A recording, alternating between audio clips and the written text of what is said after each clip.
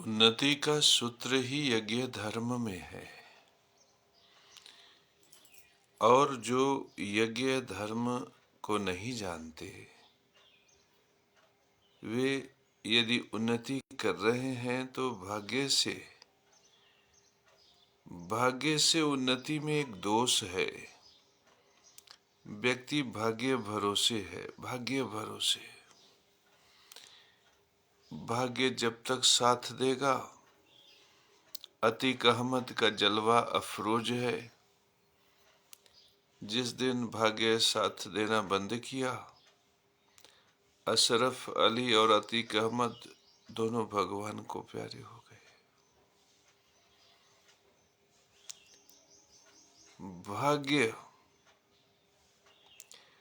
भाग्य साथ देता है और धोखा भी दे देता है, लेकिन यज्ञ धर्म सूत्र सिर्फ साथ देता है, धोखा नहीं देता। यज्ञ धर्म सूत्र इसलिए विशिष्ट है कि यही भाग्य का निर्माता है, यही भाग्य को पैदा करता है, यही भाग्य को बनाता है। इसलिए व्यक्ति के बैंक बैलेंस में भाग्य की कमी नहीं होती और फिर उसको कभी भी विवश नहीं होना पड़ता। कभी भी उसे अतीक और अशरफ अली की तरह विवश नहीं होना पड़ता। कभी भी उनको विजय मिश्रा की तरह बिल्कुल विवश नहीं होना पड़ता। कभी जलवा अफरोज था, आज सितारे टिमटिमा रहे हैं, डूबने वाले हैं। ये इसलिए है क्योंकि इन्होंने सिर्फ भाग्य को महत्वपूर्ण समझा, जबकि यज्ञ धर्म महत्वपूर्ण है। इस संसार में दुनिया का जो भी सूत्र है, ज्ञान है, वो यज्ञ धर्म सूत्र से प्रकट हुआ। इतना विशिष्ट है यज्ञ धर्म सूत्र कि कोई भी प्राणी ऐसा नहीं है जो यज्ञ धर्म सूत्र से विरत है, बिना यज्ञ के है, बिना यज्ञ धर्म सूत्र के है। इस संसार में बुद्धि से, वाणी से जो भी कर्म किए जाते हैं, विवेक, स्मृति, मेधा शक्ति से जो भी कर्म किए जाते हैं, वे सबके सब ज्ञान यज्ञ है। स्वधा कर्म जिसमें आप कव्य ग्रहण करते हो, बलि करते हो, अन्न अनाज सावा कोदौ कुल्थी तुलसी की, वो जो जीवन में रस, स्वाद और भोग को प्रकट करता है, वह पूरा का पूरा पितृयज्ञ है। मेरे परम प्रिय शिष्यों, रस का स्वादन ही पितृयज्ञ है। फिर वो चाहे औरत का गाल छूने से मिले, चाहे रसगुल्ला खाने से मिले। और इस दुनिया में जितना अग्नि कर्म है, आप अग्नि में जो कुछ भी छोड़ देते हो, अग्नि में जो कुछ भी अर्पित कर देते हो, उससे जो धूम्र इत्यादि प्रकट होते हैं, राख पृथ्वी को चल जाता है। अग्नि में अग्नि का अंश, जल में जल का अंश, वायु में वायु का अंश, आकाश में आकाश का अंश प्रकट हो जाता है। अग्नि स्वाहा कर्म है। स्वाहा वह माता है जो देवताओं को भोजन देती है। तो मेरे परम प्रिय शिष्यों, इसी यज्ञ कर्म का संचालन नवग्रह करते हैं। और नवग्रह किस प्रकार से काम करते हैं, जिस शास्त्र में उसका अध्ययन करते हो, उसे ज्योतिष शास्त्र बोलते। ज्योतिष शास्त्र यज्ञ धर्म है, रसायन शास्त्र यज्ञ धर्म है, जीव शास्त्र यज्ञ धर्म है, चिकित्सा शास्त्र यज्ञ धर्म है। यज्ञ धर्म में ही तुम निरंतर हो, निरंतर यज्ञ कर रहे हो। विधि पूर्वक की प्रतिष्ठा करो। अगर तुम यज्ञ में विधि पूर्वक हो जाओगे ना, तो तुम यदि अतीक अहमद, अशरफ अली बनोगे तो तुम्हारे मस्तक पर कोई भी बुलेट से प्रहार नहीं कर पाएगा। तुम यदि विजय मिश्रा बनोगे तो कोई तुम्हें जेल भेज नहीं पाएगा। नहीं तो यदि यज्ञ धर्म विधि पूर्वक नहीं है ना, तो श्रीमती इंदिरा गांधी भी जेल जा सकती हैं, अटल बिहारी वाजपेयी भी जा सकते हैं, नरेंद्र मोदी भी जा सकते हैं।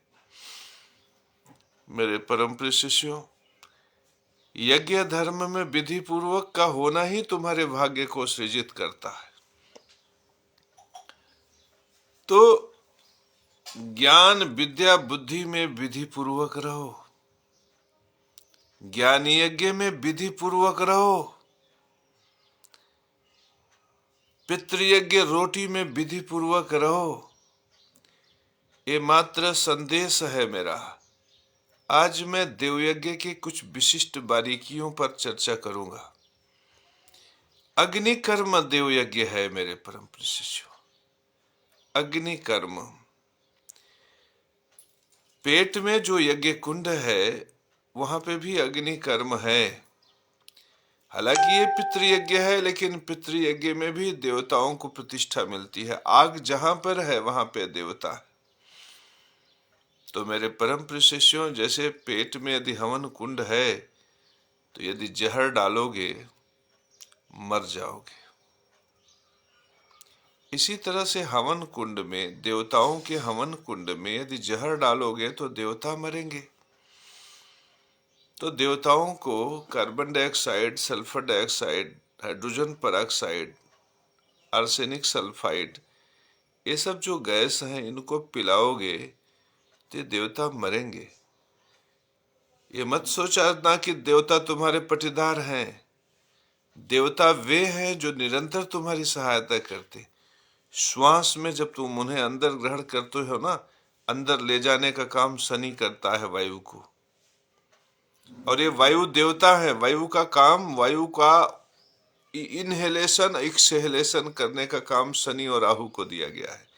राहु वायु तत्व को बाहर करता है, अशुद्ध वायु। इसीलिए राहु कहता है कि मन में दुर्गुण आए, मन में गलत विचार आए, गलत ख्याल आए तो उसे तुरंत बाहर निकालो, नहीं तो रोगी हो जाओगे। और शनि कहता है मन में शुद्ध विचार जितना देर तक रख सको रखो। इसीलिए कहा गया है कि श्वास खींचकर फेफड़े में भर लो और रुको, कुंभक करो, तब आराम से रेचक करो। क्योंकि जो श्वास तुमने अंदर भर रखी है वह शुद्ध वायु का है, शुद्ध विचार का है, शुद्ध मन का है। उसे निकालकर जब फिर वायु भरो तो थोड़ी देर रोको। ऐसा करने से व्यक्ति की आयु, श्वास की गति जब धीमी होती है, आयु लंबी हो जाती है। परमात्मा ब्रह्मा ने हर किसी को एक श्वास की निश्चित संख्या प्रदान की है। जल्दी जल्दी ले लोगे ना, मर जाओगे। शराबी का श्वास जल्दी चलता है। जो कामुक बहुत अधिक है, यहां काम का वासना होना कोई बुराई नहीं है, लेकिन जो कामुक इस तरह से है कि पड़ोसी की औरत को देख रहा है, पार्न फिल्म में देख रहा है रोज, उसका श्वास की गति तीव्र हो जाती है। जल्दी जल्दी हफरी आने लगती है उसको, उसकी आयु कम हो जाती है। मेरे परम प्रिय शिष्यों, तो अग्नि कर्म पर विशेष ध्यान दो। आज हम तुम्हें कुछ विशिष्ट उपाय बताएंगे जो अग्नि से संबंधित होगी। तो जैसे आप बड़ी बड़ी गाड़ियां खरीद लेते हो, जरूरत हो तो खरीदो। जैसे तुम अगर सामान्य मेडिकल रिप्रेजेंटेटिव हो तो हीरो कंपनी का HF डिलक्स तुम्हारे लिए पर्याप्त है। बहुत करो तो स्प्लेंडर प्लस ले लो। इसी प्रकार से तुम सामान्य मध्यम वर्ग में उभरते हुए सितारे हो, नई नई कमाई कर रहे हो, तो वेगनार ले लो, अल्टो की सीरीज की गाड़ियां ले लो। थोड़ा और अच्छा चाहते हो तो जेस्ट ले लो, या फिर मारुति स्विफ्ट डिजायर कार ले लो। अगर तुम MLA MP हो तो मैं तो कहता हूं, मैं थोड़ी मना करता हूं, मैं कहता हूं MLA हो तो तुम सुरक्षा के भी ध्यान से चलना है। तो तुम सुरक्षा के मानकों को ध्यान में रखते हुए तुम स्कॉर्पियो ले लो। अगर सुरक्षा का मानक पूरा कर रहा है तो तुम फॉर्च्यूनर भी ले सकते हो। लेकिन अगर एक सामान्य गृहस्थ जीवन जीने वाला काशी जायसवाल फॉर्च्यूनर खरीद लेता है तो फिर फॉर्च्यूनर में तेल ज़्यादा लगेगा, पेट्रोल ज़्यादा लगेगा, उसका इंजन मजबूत है, उसका एयर कंडीशन ज़्यादा है, इसमें सीएफसी ज़्यादा निकलेगा। तो मेरे परम प्रिय शिष्यों, तुमने क्या किया? अनावश्यक रूप से देवताओं को जहर पिलाने का काम किया। तो यदि तुम ऐसा कर रहे हो मेरे, अगर तुम विधायक बन के उसी फॉर्च्यूनर से चलोगे तुम्हें दोष नहीं लगेगा, क्योंकि तुम्हारी जिम्मेदारी बड़ी है। लेकिन अगर तुम बाबू बन के फॉर्च्यूनर से चलोगे, विश्वास मानो तुम्हारा सर्वनाश होगा। मेरा ये सूत्र तुम समाज में देख लो। तुम बाबू होके फॉर्च्यूनर चलोगे ना, बीमार हो जाओगे, नहीं तो कोई जांच आ जाएगी, नहीं तो सस्पेंड टर्मिनेट हो जाओगे, और नहीं कुछ होगा तो 4-5 अगल बगल शत्रु पैदा कर लोगे, मुकदमेबाजी में फंस जाओगे। अब कहोगे कि पहले तो गुरुजी हमारा बड़ा अच्छा समय था, पता नहीं किसकी नजर लग गई। किसकी नजर नहीं लगी, तुम्हारी नजर लग गई, तुम्हारे आचरण की नजर लग गई। तो आज मैं थोड़ा सा अग्नि कर्म पर ही प्रकाश डालूंगा कि एक तो इन आदतों से बचो, इन आदत से बचो मेरे परम प्रिय शिष्य। तुम्हारा जो स्तर हो, जो लेवल हो, जो जरूरत की चीज है उसे करो। जो बिना जरूरत के तुम यदि प्रकृति को नष्ट करने का चेष्टा करोगे, प्रकृति तुम्हें नष्ट कर देगी। याद रखना, इस संसार में केवल 3 ही यज्ञ हैं, ज्ञानी यज्ञ, पितृयज्ञ और देव यज्ञ। 3 के अलावा चौथा कोई नहीं है। शंकराचार्य भी कहें तो मत भरोसा करो।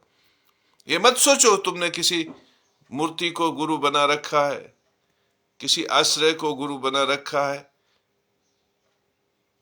ये जो मनमानी धर्म सूत्र है ना, जो सनातन धर्म है ही नहीं। अब मेरे परम प्रिय शिष्य, समदर्शिता है सनातन धर्म, और समदर्शिता में सभी समान है। लेकिन चंद्रशेखर रावण देखो सनातन धर्म का शत्रु बना हुआ है, इसलिए उसे लगता है कि उसको सम्मान नहीं मिल रहा। शंकराचार्य और चंद्रशेखर रावण इसलिए लड़ रहे हैं, एक कहता है समदर्शिता का सूत्र नहीं है, एक कहता है हमें समदर्शिता चाहिए। मेरे परम प्रिय शिष्यों, दोनों लड़ रहे हैं, दोनों सनातन धर्मी, दोनों में विराट है, और दोनों लड़के शंकराचार्य भी यदि पाला बदल दिए तो भी धर्म की हानि, और चंद्रशेखर रावण अगर 1-2 लाख लोगों को लेकर बौद्ध बन गया तो भी धर्म किया। तो मेरे परम प्रिय शिष्यों, धर्म समझो परमात्मा का कि क्या है। हमें नारायण के साथ खड़ा होना है, हमें व्यक्ति विशेष के साथ नहीं खड़ा होना है, किसी के स्वार्थ के साथ। सब तो अपनी जुगाड़ में है, सब फॉर्च्यूनर में पेट्रोल भरवाना है, उनको भी फॉर्च्यूनर में पेट्रोल भरवाना है, उनको भी फॉर्च्यूनर में पेट्रोल भरवाना।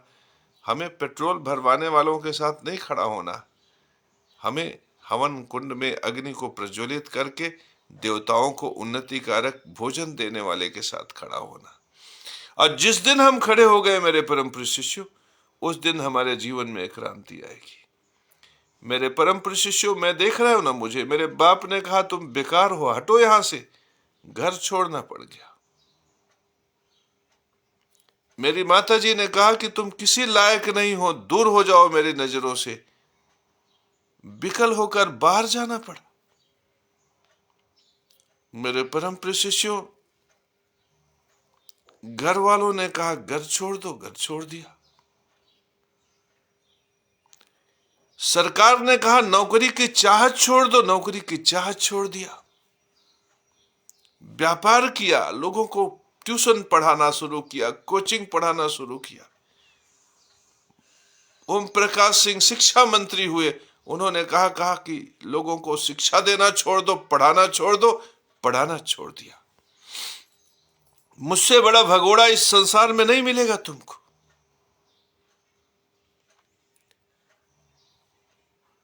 समाज ने कहा गृहस्थ जीवन बड़ा कठिन है, औरत को छोड़ो। शंकराचार्य का संदेश मिला औरत को छोड़ो, मैंने औरत छोड़ दिया, और औरत छोड़कर ब्रह्मचर्य का आचरण किया। मेरे परम प्रिय शिष्यों, भटका हुआ प्राणी हूं मैं, अब बहुत दिन तक भटका रहा और ये प्रमाणित है। तुम हमारे इर्द गिर्द आस पास आकर पूछोगे तो गवाही देने वाले बहुत है। सब कहानी जानते, क्योंकि हम लोग बड़े आदमियों के घर में पैदा होकर भटक गए थे ना, इसलिए कहानियां बहुत बनी है। तो तुम हमारे पड़ोसी से पूछोगे तो कहानी बता देगा कि अरे ये तो ऐसे थे, ये तो फलनवा के पीछे भागते थे, फलनवा ने धोखा दिया था, फलनवा दुर्घटना हुई थी इनके साथ। मेरे परम प्रिय शिष्यों,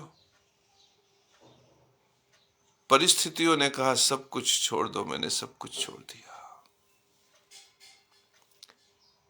जब सब कुछ छोड़ दिया तो मिला क्या? ये जीवन मिला। निराशा, फ्रस्ट्रेशन, डिप्रेशन, तनाव से युक्त ये जीवन मिला। और इस जीवन में जब कुछ भी नहीं रहा तो केवल परमात्मा का नाम बचा। और उस परमात्मा के नाम में क्या मिला? ह्रीम श्रीम क्रीम श्रीम कुबेराय अष्टलक्ष्मी मम गृहे धन पूरे पूरे नम। इन सब ने भगाया, लेकिन धन की आस हृदय में बसी रही। कोई मार्ग नहीं पैसा कमाने का, कुछ भी कहीं से आने का कोई मार्ग नहीं। नीम के पेड़ के नीचे आ गए, कुछ नहीं मिला। कोचिंग छोड़ दिया, शिक्षण संस्थानें बंद कर दी। समाज के लोगों ने तो पागल सुनिश्चित कर दिया कि मेंटल केस है, छोड़ो इसे। लेकिन मैं ओम ह्रीम श्रीम क्रीम श्रीम कुबेराय अष्टलक्ष्मी मम गृहे धन पूरे पूरे नमः सोच लिए मरना तो है ही, मंत्र करके मर जाए। लेकिन कौतूहल, समाज का कौतूहल ने क्रांति ला दिया। लोग देखने आते कि केशव प्रताप सिंह, केपी सिंह, जो इतना बड़ा शिक्षण संस्थान चलाते थे, अब देखो कैसे हैं, पागल तो नहीं हो गए। वो हमारे पास हमारा पगलई देखने आते थे और हम उनका हाथ देख लेते थे, मस्तक रेखा देख लेते थे, दो चार शब्द ऐसे बता देते थे और उससे परेशान हो। घर में नोट नहीं आ रहा है, परिवार में लड़ाई बहुत हो रही है। मेरे परम प्रिय शिष्यों, उनमें ऐसा भास हुआ कि मेरे पास दिव्य ज्ञान है। और जिस सरकार ने मुझसे रोटी छीनी, उसे क्या पता था कि उस जमाने में कोचिंग से, शिक्षण संस्थान से तब पैसा बहुत कीमती था। उस जमाने में 20-25 हजार रुपया आता था। और ये लोग जो आने वाले थे ना, वो दया करके कोई 20 रुपया, कोई 50 रुपया, कोई 100 रुपया, कोई 200 रुपया, कोई 500 रुपया वहां उस समय देना शुरू कर दिया हमें। बात बन गई ना? बात बनी कि नहीं बनी? कहते हैं ज्योतिष किसने सिखाया? परिस्थितियों ने ज्योतिष सिखा दिया, परमात्मा ने ज्योतिष सिखा दिया। परमात्मा आकर सिखाए, नारायण प्रकट हो गए। पहली बार मुझे जीवन का बहुत बड़ा उपाय मिला कि जब तुम्हारे सारे मार्ग बंद हो जाएं, जब तुम्हारे पास कोई रास्ता ना हो, इसका मतलब परमात्मा तुम्हें अपने प्रेम और अपने भक्ति में लगाना चाहते। सौभाग्यशाली हो तुम कि तुम्हारे पास कोई काम नहीं। लोग रोते हैं, कहते हैं मैं गुरुजी बेरोजगार हूं, बेरोजगार। अरे बेरोजगारी और रोजगारी कुछ नहीं। भगवान चाहते हैं कि तुम ओम ह्रीम श्रीम क्रीम श्रीम कुबेराय अष्टलक्ष्मी मम गृहे धन पूरे पूरे नमः कहो। तुम्हारे पास अब पैसा रुपया कुछ नहीं, तुम ज्योतिषाचार्यों के पीछे बरबस पड़े हुए हो, पगलाए हुए हो कि गुरुजी कुंडली देख लीजिए, कुंडली देख लीजिए। 10 दिन केशव महाराज को भगवान है कहोगे, 5वें दिन सतान कहोगे। मेरे परम प्रिय शिष्यों, तुम भगवान किसी को आसानी से बना लेते हो, फिर शैतान बना लेते। 4 दिन केशव महाराज तुम्हारे लिए जगत गुरु है, 5वें दिन शैतान हो जाता। क्यों? क्योंकि तुम परमात्मा का इशारा नहीं समझ पाते। तुम परमात्मा का भाव समझो मेरे परम प्रिय शिष्यों। जैसे ही तुम परमात्मा का इशारा समझोगे, जैसे ही तुम परमात्मा का इशारा समझोगे, तुम जिंदगी के फलसफा को समझ जाओगे। तुम अगर बेरोजगार हो, तुम अगर बेकार हो, पत्नी सुनने वाली नहीं, परिवार सुनने वाला नहीं, या फिर तुम्हारी प्रेमिका भाग गई, तुम्हारा परिवार मदद करने से इनकार कर दिया, तुम बेजर बेकारा से हो गए हो, तो नमो नारायणाय सर्वलोकानां मम वश्यम में कुरकुर स्वाहा कहने में क्या बुराई है। अरे मरना तो है ही, डिप्रेशन में मरे जा रहे हो, तनाव में मरे जा रहे हो। हमारा सूत्र जो मैंने किया, गवाही है मेरी, शंकराचार्य के पास ऐसी गवाही नहीं मिलेगी। तो मैं ऐसा जगत गुरु हूं जो गवाही दे रहा हूं, गवाही है मेरी कि मरना तो है ही, समाज में अपमानित होकर मरना, रोटी के अभाव में मरना, बेरोजगारी में मरना, बेकारी में मरना, तो ताल ताल ताल लगा लो, ताल ठोक लो, ओम सम शनिश्चराय नमः। आज ये समाज पगलाया जा रहा है ना कि केशव महाराज को पाखंडी कह दे, केशव महाराज को बेईमान कह दे। क्यों? क्योंकि लक्ष्मी की अपार कृपा हो गई, चारों तरफ से लक्ष्मी का वैभव बरस रहा है। मैंने क्या किया? कौन इंडस्ट्री लगाई? मेरे परम प्रिय शिष्यों, मैं योग्य हूं? मुझे तो सरकार ने अवसर नहीं दिया, माता पिता ने अवसर नहीं दिया, भाइयों ने अवसर नहीं दिया, लेकिन जब मैं परमात्मा की शरण में गया, परमात्मा ने तो बाहों में भर लिया, परमात्मा ने तो गाल चूमना शुरू कर दिया, परमात्मा ने तो मुझसे प्रेम किया। ये है हमारे नारायण, जो कहते हैं यदि तुम दुखी हो तो घबराओ मत, मैं तुम्हारा दुख दूर करने आऊंगा। तुम्हारे पास प्रेमिका नहीं है, मैं ले आऊंगा। अरे मेरी जिंदगी में तो कमाल हो गया, प्रेमिकाओं की भीड़ लग गई, प्रेमिकाओं से घिर गया, किशन कन्हैया हो गया। मोहल्ले मोहल्ले में चर्चा होने लगी कि अरे केशव महाराज का तो शादी है। स्थिति ये हो गई कि मुझे गृहस्थ का धर्म पता चला।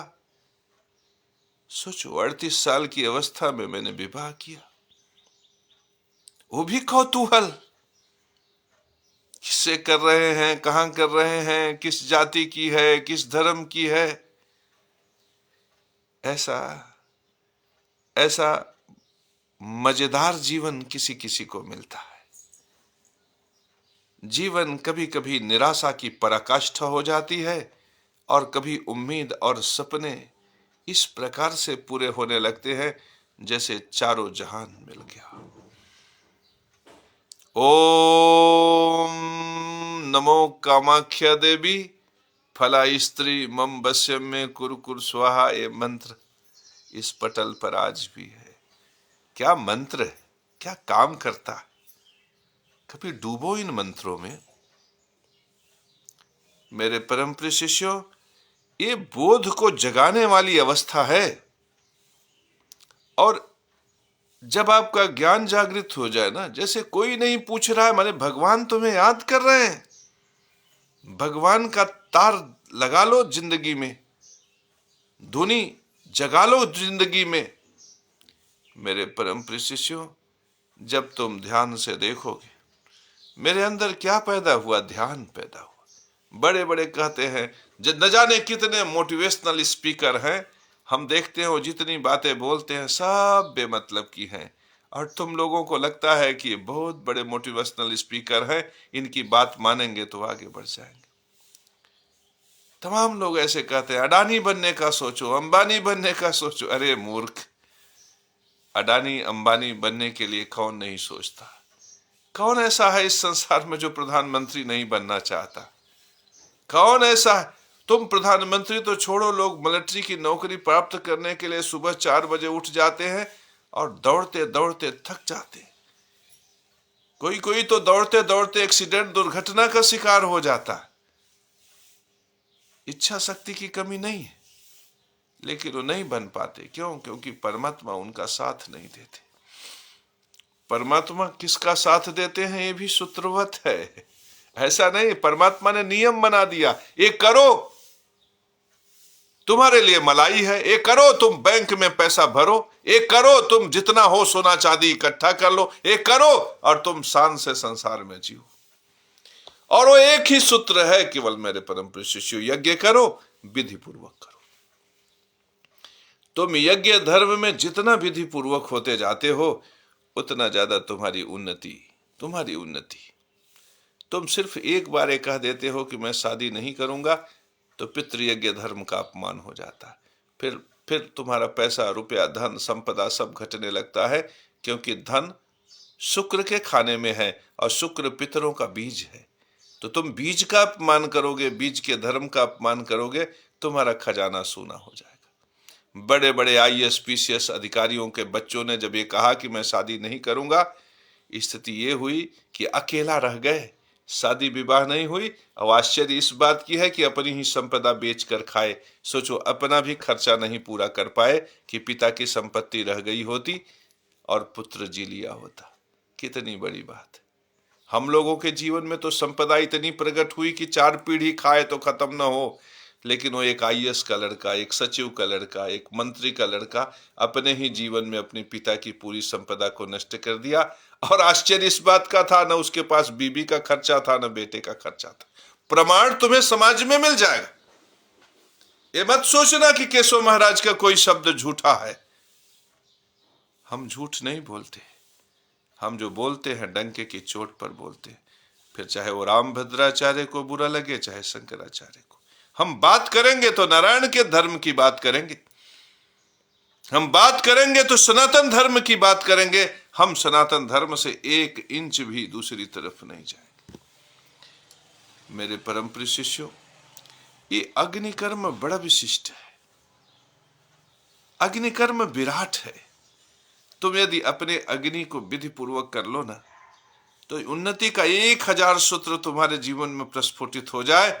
क्यों अग्नि कर्म में मंगल बहुत मजबूत होता है और मंगल जोड़ने की शक्ति है। अगर तुम्हारा मंगल मजबूत हो जाए तो तुम अपने लिए जमीन जोड़ सकते हो, जमीन में ईंटें जोड़ सकते हो, प्लाट जोड़ सकते हो, अपने लिए वो जो अपार्टमेंट जोड़ सकते हो, अपने लिए बड़े बड़े मल्टी स्टोरीज में बिल्डिंगें जोड़ सकते हो, अपने जीवन में प्रेमिकाओं को जोड़ सकते हो, अपने जीवन में प्रेम जोड़ सकते हो, स्त्रीत्व, मातृत्व और समाज का सुख अपने जीवन में जोड़ सकते हो। अग्नि कर्म बहुत विशिष्ट है, क्योंकि मंगल की आग जलती है, उसमें आहूत बढ़ता है। तो अग्नि कर्म में जब केवल धुआं निकलता है तो हम उसको धुनी बोलते हैं। धुनी में पितृ और देवता दोनों को भोजन मिलता है, लेकिन पितरों में उन पितरों को भोजन मिलता है जो प्रेत योनि से संबंधित होते। धुनी से देवताओं को भी भोजन इसलिए मिलता है क्योंकि वो अग्नि कर्म है। लेकिन धुआं जब निकलता है तो कोई भी चीज पूरी तरह से नहीं जलता, तो जो पूरी तरह से नहीं जलता उसको जलाने के लिए फिर छोटे छोटे जीव खाते हैं उसे। प्रकृति के जीव, जो वायुमंडल के जीव हैं, उसे खाते हैं। तो इस प्रकार से हम पितृयज्ञ और देवयज्ञ एक साथ करते हैं। तो धुनी का बड़ा महत्व है। तो धुनी कैसा होना चाहिए, आज हम कुछ इस पर थोड़ा सा प्रकाश डालेंगे जो बहुत अद्भुत होगा। जैसे कुछ विशिष्ट चीजें हैं इस समाज में जो प्रकृति के रूप में वरदान है, कुछ विशिष्ट। जैसे मैं बताऊं आपको, नीम का पत्ता, नीम के पत्ते में प्रेत बाधा को नष्ट करने का अद्भुत गुण होता है। प्रेतों को निशाचर कहा गया है। आप कभी नीम का पत्ता जलाकर देखो तो मच्छर, मक्खी बहुत तेजी से भागते हैं। तो नीम के पत्र की एक विशेषता होती है, इसमें माता शारदा निवास करती हैं। और नीम माता शारदा किसकी देवी? जो तुम्हारे शरीर में फोड़े हो जाते हैं, फुंसियां हो जाती हैं। कहते हैं माता शीतला जब कुपित होती हैं तो फोड़े फुंसियां हो जाते, ब्लड स्फोट हो जाते हैं, घाव हो जाते। तो माता शीतला को प्रसन्न करने के लिए नीम के पत्ते में, नीम के पौधों में जल डाला जाता है। और नीम की भी यही विशिष्टता होती है कि अगर नीम के पत्ते खाओ तो रक्त शोधन होता है और फोड़े फुंसियां गायब हो जाते।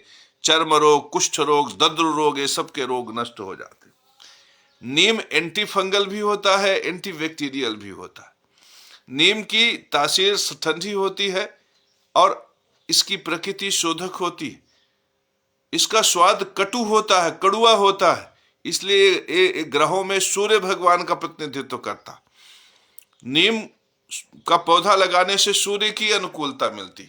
जिसके जीवन में प्रेम न हो, जिसके जीवन में माता का धन, माता का वैभव न हो, जिसकी दुकान न चलती हो, जिसको जनता का धन न मिलता हो, वह अपने जीवन में यदि नीम का पेड़ अपने हाथ से लगा दे तो किराने की दुकान वाले का, कपड़े की दुकान वाले का, मेडिकल स्टोर के दुकान वाले की दुकान चल जाए, क्योंकि सीधे सूर्य को प्रसन्न करता है। और सूर्य पांचवें घर का मालिक है, पांचवा घर जनता के धन का, विद्या के विस्तार का है, प्रेम के विस्तार का है, पांचवा धन घर संतान का है। इस संसार में संतान उत्पत्ति के लिए सबसे उन्नति कारक होता है कि व्यक्ति पीपल और नीम का वृक्ष लगाए। जिनको बच्चे पैदा नहीं हो रहे हैं वो पीपल और नीम का वृक्ष लगा के देखें, उनको संतान का सुख प्राप्त होगा। तो मेरे परम प्रिय शिष्यों, नीम के पत्ते में ऐसी विशिष्टता होती है कि यदि व्यक्ति नीम के पत्तों को घर में धूम्र दे, धुआं दे, जला दे, तो घर में प्रेत बाधा नष्ट हो जाता है, निशाचरी शक्तियां नष्ट हो जाती, शत्रु के द्वारा किया गया तंत्र मंत्र यंत्र विचार नष्ट हो जाता है। आप कभी देखो शहरी एरिया में लोग ज्यादा तंत्र मंत्र से पीड़ित होते। तुम कहते हो ना कि पढ़ा लिखा नहीं है इसलिए अंधविश्वास को मानता है। मेरे परम प्रिय शिष्यों, जाकर आकलन कर लो, जितने बूढ़े और गरीब लोग हैं वो तंत्र मंत्र के चक्कर में न पड़ के मेहनत कर रहे हैं, खेत में किसानी कर रहे हैं। तंत्र मंत्र के चक्कर में सबसे ज्यादा शहरी लोग पड़ते हैं। हमारे यहाँ सबसे ज्यादा कौन लोग आता है? दिल्ली से, बंबई से, महाराष्ट्र से, चेन्नई से, पटना से, जयपुर से सबसे ज्यादा लोग जुड़े हुए हैं। सबसे ज्यादा लोगों को दिखाना है, सबसे ज्यादा लोगों को पूजा पाठ कराना। बुराई उसमें नहीं है, लेकिन जो तुम कहते हो ना कि अंधविश्वास मूर्खों की वजह से है, ऐसा नहीं। परिस्थितियां जो भी प्रकट होती हैं वो प्राकृतिक है, देवताओं की वजह से। देवता जबरदस्ती तुमसे अग्नि कर्म करवाते। मेरे परम प्रिय शिष्य, तुमने तो नीम के पत्ते को कभी अग्नि में नहीं छोड़ा। अब देवता तो लालायित है नीम की पत्ती का स्वाद लेने के लिए, तो तुमने कभी नहीं किया। केशव महाराज कर रहे हैं, तो पटना में बैठा आदमी जबरदस्ती परिस्थिति ऐसी हो जाएगी केशव महाराज के पास आएगा। तो मेरे परम प्रिय शिष्यों, नीम का पत्ता घर में धुएं के रूप में देने से घर में प्रेत बाधा, पिशाच बाधा, डाकनी साकनी यक्षणी पूतना मारी की बाधा, और घर में फोड़ा फुंसी बहुत हो रहा हो, रोग व्याधि बहुत हो रहा हो, रक्त का शोधन न हो रहा है, रक्त की अशुद्धि है, ऐसी स्थिति में नीम का पत्ता यदि जलाओगे तो बड़ा फायदा करेगा, बहुत फायदा करेगा।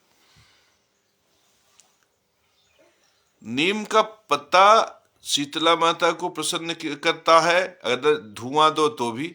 लेकिन नीम का पत्ता बहुत ज्यादा कच्चा नीम, टहनी तोड़ के, पेड़ तोड़ के नहीं।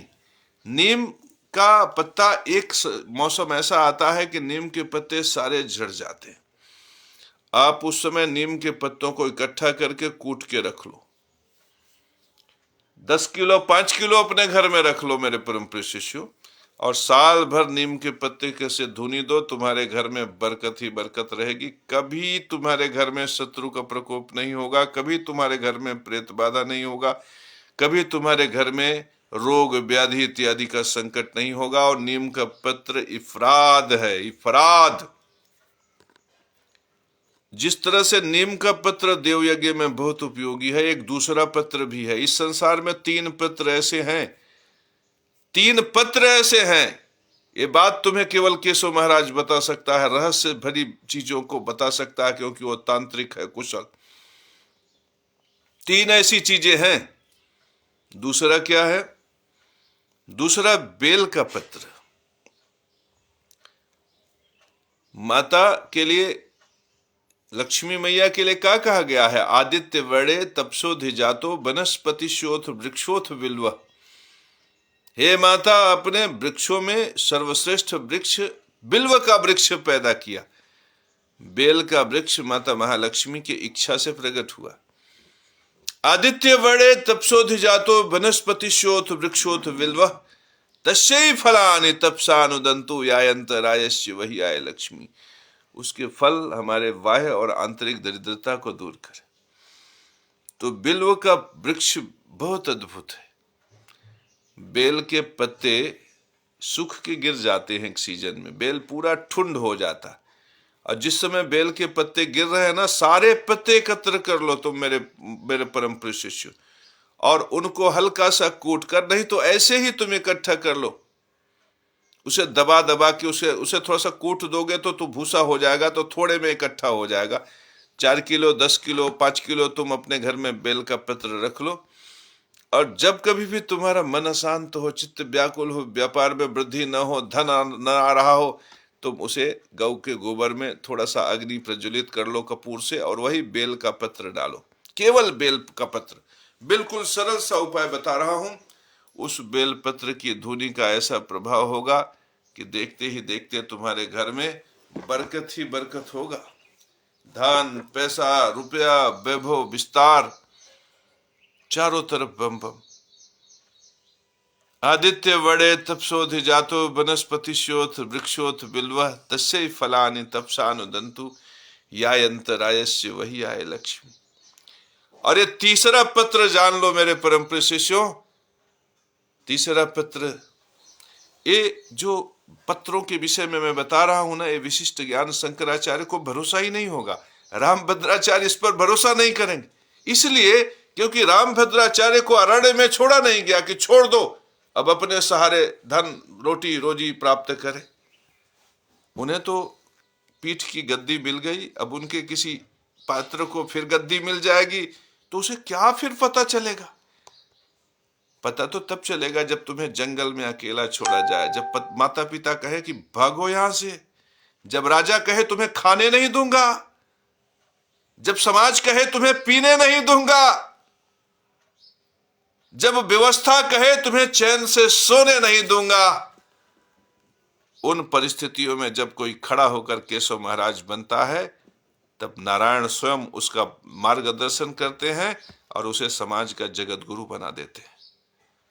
मैं असली जगत गुरु हूं, देख लेना, एक दिन सारा समाज खड़ा होगा मेरे साथ और कहेगा जगत गुरु केशव महाराज की जय।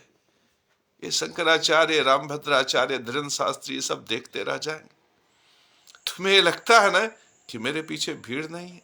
अरे आज के 10 साल पहले सोचो, जब मैंने पहली बार अपने आप को जगत गुरु कहा था, तो हमारा प्रवचन कौन सुनता था?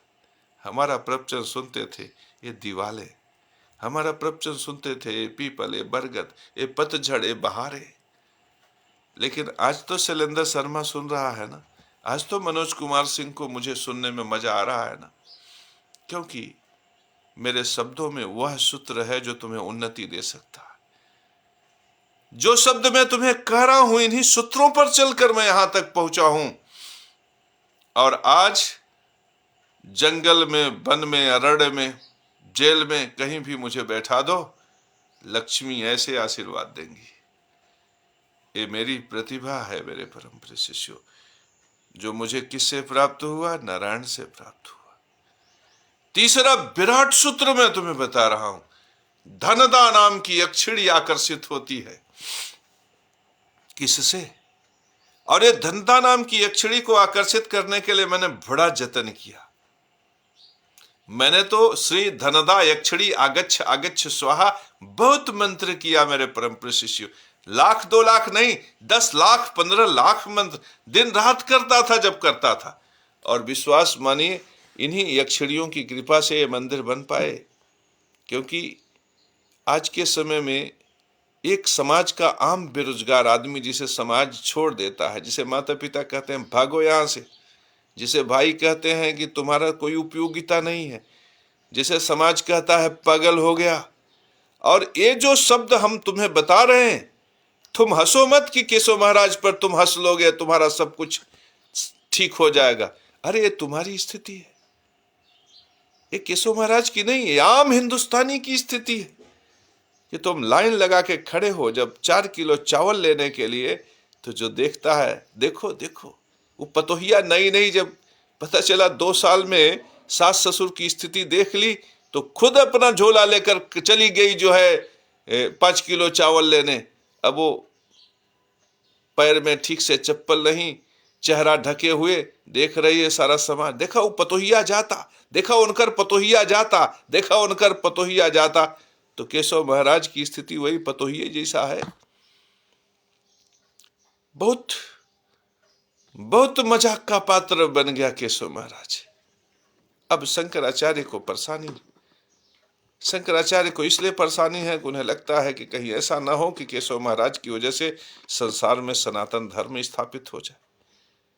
अगर संसार में सनातन धर्म की प्रतिष्ठा हो गई तो रामभद्राचार्य का क्या होगा, जो पाठक उपधिया त्रिगुणाहित चौबे में नीच देख रहे हैं। तब तो समदर्शिता आ जाएगा ना। और फिर चंद्रशेखर रावण का क्या होगा, जो नफरत के सूत्रों के साथ एक जमात को इकट्ठा करके वो भी विधायक एमपी बनने का चांस तलाश रहे हैं। तब तो चंद्रशेखर रावण का भी व्यवसाय खत्म हो जाएगा, शंकराचार्य का भी व्यवसाय खत्म हो जाएगा, रामभद्राचार्य का भी व्यवसाय खत्म हो जाएगा। तब तो न ऊंच रहेगा न नीच रहेगा, दुनिया में बस रहेगा तो बस प्रेम रहेगा। तो ये प्रेम शंकर पाड़े जो प्रवेश कर रहे हैं, इससे तो हर किसी को कष्ट है। जो समदर्शिता के लिए लड़े जा रहे हैं वो भी प्रेम शंकर पाड़े से चिढ़ने वाले हैं, नफरत करने वाले हैं। और जो समदर्शिता को ढाल और कटार से काटे जा रहे हैं वो भी प्रेम शंकर पाड़े से दूर भाग रहे हैं। ये प्रेम शंकर पाड़े तो अछूत हो गया सबके लिए। मेरे परम प्रिय शिष्यों, ये जो धनदा नाम की अक्षरी है ना, ये बहुत जल्दी प्रसन्न हो जाती है। इसीलिए मैंने बहुत बढ़िया मंत्र किया, श्री धनदा अक्षरी आगच्छ आगच्छ स्वाहा। मेरे परम प्रिय शिष्यों, यही मंत्र है धनदा अक्षरी की, श्री धनदा अक्षरी आगच्छ आगच्छ स्वाहा। और धनदा अक्षरी को नींबू का सुगंध बहुत प्रिय है। मेरे परम प्रिय शिष्यों, नींबू की जो पत्तियां होती है ना, नींबू की पत्ती भी एक समय में झड़ जाती है, तो उस समय नींबू की पत्ती सबसे ज्यादा महत्वपूर्ण है। नींबू के फूल, नींबू की पत्तियां, नींबू का फल, ये सब बहुत महत्वपूर्ण है। इनको इकट्ठा कर लो और तुम अपने घर में थोड़ा सा धुआं कर दो। इन पत्तियों को इकट्ठा करके अगर इसको जलाकर तुम जाड़े में कौड़ा भी तापो, कौड़ा समझते हो ना, शायद तुम लोगों ने कौड़ा नहीं जाना। जो लोग कौड़ा के विषय में जानते हो कमेंट करके बताएंगे कि कौड़ा क्या होता है। तो कौड़ा भी तापना शुरू कर दो मेरे परम प्रिय शिष्यों, तो भी तुम्हारे घर में धन वैभव ऐश्वर्य की वृद्धि हो जाएगी। मेरे परम प्रिय शिष्यों, मुझे जब भी पैसे रुपए की दिक्कत होती है ना, तो मैं बढ़िया देवदार, हरिद्रा इत्यादि से युक्त करके आम की लकड़ी को प्रज्वलित करता हूं। और जब आग बिल्कुल बेस्ट हो जाता है तो उस पर 4-5 नींबू काट काट के रख देता हूं। अब वो नींबू धीरे धीरे जलता है और सौंधी सौंधी खुशबू चारों तरफ फैल जाती है। उसका इतना अद्भुत प्रभाव होता है कि दूसरे दिन ही कमाई कम से कम 4 गुना बढ़ जाती, 4 गुना। तो मेरे परम प्रिय शिष्यों, आज मैंने 3 पत्र की विशेषता बताई है। अब मैं वीडियो को बहुत लंबा नहीं खींचूंगा, नहीं तो आप विस्मृत हो जाएंगे, भ्रमित हो जाएंगे। लेकिन ये 3 पत्र प्रकृति के वरदान है मेरे परम प्रिय शिष्यों। और व्यक्ति यदि चाहता है कि वो समृद्धि को प्राप्त करे, तो इन 3 पत्रों को एकत्र करके, कूट कर, पीस कर, ढेर सारा पत्र हो तो थ्रेसिंग कर लो, थ्रेसर में डालकर उड़ा लो। और उसके बाद जो चूरा निकले मेरे परम प्रिय शिष्यों, उसे इकट्ठा कर लो बटोर के, और उसका तुम धुनी दो। इस धुनी में अगर गुड़, घृत और घुघुल मिला लो, कपूर मिला लो, तो इस संसार में इससे अच्छी धुनी नहीं। तुम जो धुनी मार्केट से ले आते हो, विश्वास मानो उसमें कुछ भी मिला के केमिकल मिला देते, उसमें दशांग के अर्घ होते ही नहीं। इसीलिए मैं कहता हूं कि घर पे धुनी बनाओ। घर पे यदि धुनी बनाओगे तो नेचुरल तरीके से देवताओं को भोजन मिलेगा। पता चला कि घोड़े की लीद ले लिए और घोड़े की लीद में कोई केमिकल मिला दिए सुगंध वाली, अब तुम जला रहे हो तो तुम्हें लग रहा है सुगंध है।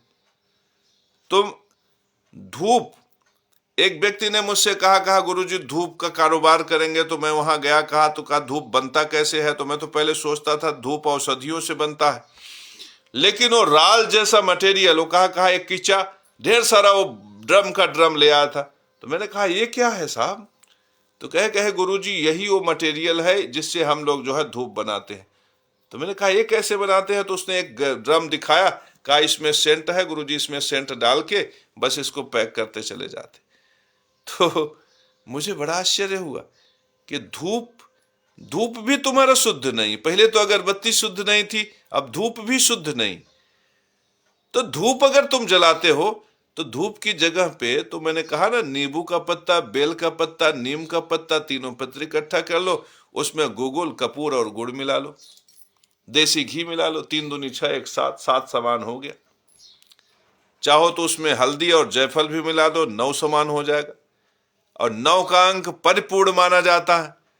तो तुम इस धूप को बनाओ मेरे परम प्रिय शिष्य। मैंने कुछ जो प्रयोग करके सफलता प्राप्त की है उसमें मैंने बताया ना, मैं पहले गोबर को नींबू के रस से सनवाता था। गोबर ले लेता था, नींबू का रस उसमें डाल के सुखा देता था, नींबू का रस डाल के सुखा देता था। गोबर को मैं परम पवित्र मानता हूं, गाय का गोबर, उसमें गाय तरह तरह की चीजें खाती। गाय के शरीर से जब गोबर प्रकट होता है, गाय के गोमूत्र का, गोबर का, सबका बड़ा महत्व है, औषधीय महत्व भी है, प्राकृतिक महत्व भी है। गाय का गोबर जिस खेत में पड़ जाता है उपज 4 गुना बढ़ जाती।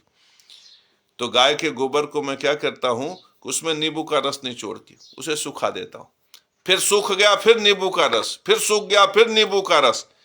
2 किलो गोबर ले आया, घर के छत पे रख दिया, अब वो सूख रहा है, उसमें नींबू का रस निचोड़कर उसको सुखा दिया, नींबू का रस निचोड़ के सुखा दिया, नींबू का रस, अब उसकी ऊपरी कुछ मत बनाओ, नींबू का रस डाल के सुखा दिया। अब ऐसे आप 10, 5, 15 बार कर लीजिए, वो नींबू रस जैसा होगा, पूरा नींबूमय हो जाएगा। अब गोबर का सुगंध प्लस नींबू का सुगंध। अब जब आप उस पर प्रोसेस कर लेंगे, कई भावना दे देंगे उसको, भावना दे के सुखा लो, भावना दे के सुखा लो, भावना दे के सुखा लो।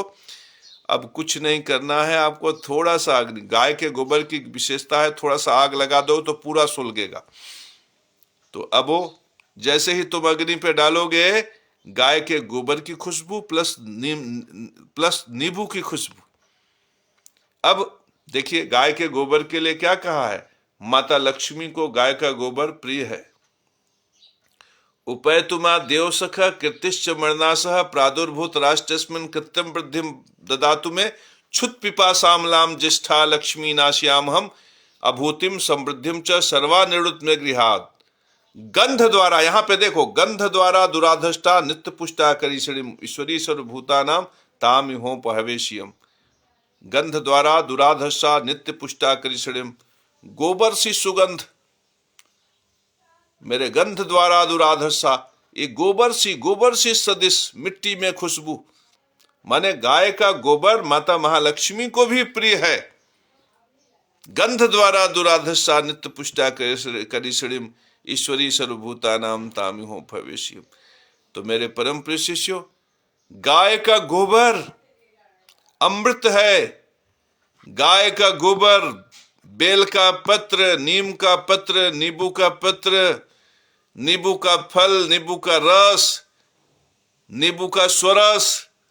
मेरे परम प्रिय शिष्यों, आप बेल का पत्र ले लो, नींबू का पत्र ले लो, नीम का पत्र ले लो, अब उसमें चूर्ण बना लो, चूर्ण में ढेर सारा नींबू का रस डाल के सुखा लो, नींबू का रस डाल के सुखा लो, नींबू का रस डाल के 4-5 भावना लगा दो नींबू का रस का, उसके बाद जलाओ घर में। मेरे परम प्रिय शिष्यों, गोबर को इसी स्वरूप में कर सकते हो। लेकिन ये सब बहुत अगर लंबा प्रोसेस तुम्हें दिखाई पड़ रहा है कि लंबा है, कुछ मत करो, तुम बेल पत्र ले लो, नीम का पत्र ले लो, नींबू का पत्र ले लो, उसमें गुड़ मिला लो, गुगुल मिला लो, कपूर मिला लो, जायफल मिला लो, हल्दी मिला लो। तो आज हम इसी पर अपना ये प्रवचन समाप्त कर रहे हैं। कल हम इसके आगे जायफल की विशेषता, हल्दी की विशेषता और भी दूसरे जो चीजें हैं उनमें वो किस क्षेत्र में आपको सफलता प्रदान करती हैं, इस विराट के विषय में मैं आपको बताऊंगा।